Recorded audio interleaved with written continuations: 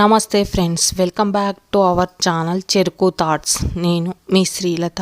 ఇప్పుడు మనం రైస్తో ఇడ్లీలను ఎలా ప్రిపేర్ చేసుకోవాలో చూద్దాం. ఇవి చాలా టేస్టీగా స్మూత్గా ఉంటాయండి. మనం బయట తెచ్చుకున్నటువంటి ఇడ్లీ రవ్వతో ఎలా ఉంటాయో అదే క్వాలిటీతో వచ్చేలా మనం చూడండి. చాలా గుల్లగా వచ్చాయి, స్మూత్గా కూడా ఉంటాయి.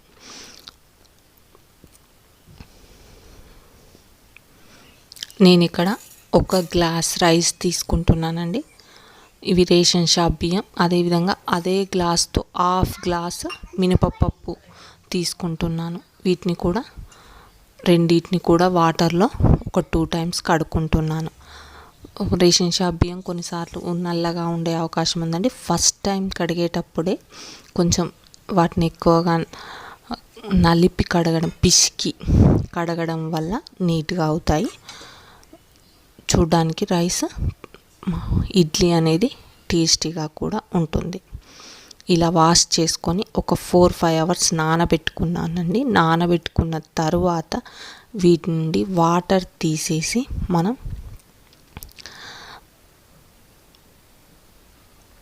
చూడండి, వాటర్ తీసి మినపప్పు అనేది ఇలా రెడీ అయింది. దీన్ని మనం మిక్సర్ జార్లోనికి తీసుకుందాం. మిక్సర్ జార్లోనికి తీసుకొని ఫస్ట్ మినపప్పుని మెత్తగా బ్లైండ్ చేసుకుందాం. మినపప్పు అనేది మనకు మెత్తగా బ్లైండ్ అయిపోయింది కదా, చూడండి. ఇలా స్మూత్గా ఈవెన్గా బ్లైండ్ చేసుకొని ఒక బౌల్లోనికి తీసుకుందాం. అదేవిధంగా మనం నానబెట్టుకున్నటువంటి రైస్ని కూడా వాటర్ తీసేసి అదే మిక్సర్ జార్లో కొంచెం పప్పు ఉంచి దానిలోనికి రైస్ తీసుకోవాలండి. కాస్త పప్పు ఉంచి దానిలోనికి రైస్ని కూడా యాడ్ చేసుకొని మనం బ్లైండ్ చేసుకుందాం. ఈ రైస్ అనేది మరీ మెత్తగా కాకుండా కాస్త రవ్వలా బరకగా ఉండేలా బ్లైండ్ చేసుకుందాం. చూడండి, ఇప్పుడు కంప్లీట్ మెత్తగా కాకుండా రవ్వగా ఉండేలా మనకు రైస్ అనేది బ్లైండ్ అయిపోయింది. సో ఇప్పుడు ఆ రెండింటిని కూడా మినపప్పు, రవ్వ, రైస్ రుబ్బినటువంటి రవ్వని ఈ రెండింటిని కూడా యాడ్ చేసి కంప్లీట్ కలుపుకుందాం. ఇలా కలుపుకొని మనం రెండింటిని కూడా ఒకే బౌల్లోనికి యాడ్ చేసుకొని కలుపుకుందాం.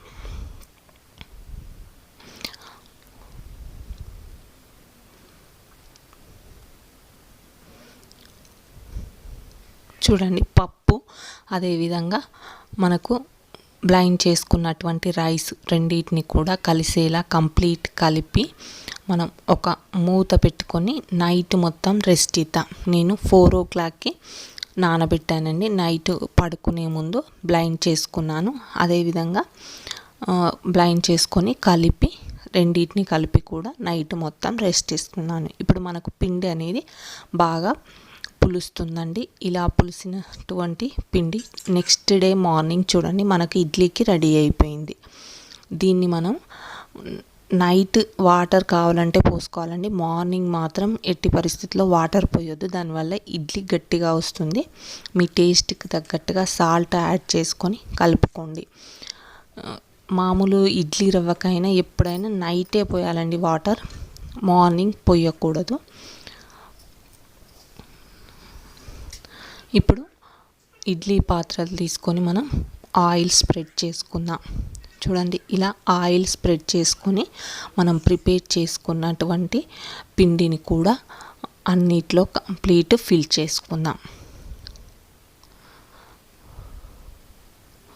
ఫిల్ చేసుకొని మనం స్టాండ్లో అరేంజ్ చేసుకొని ఇడ్లీ కుక్కర్లోనికి పెట్టుకుందాం. కంప్లీట్ ఇలా ప్రతి ఒక్క బౌల్లోనికి కూడా మనం పిండిని అనేది తీసుకొని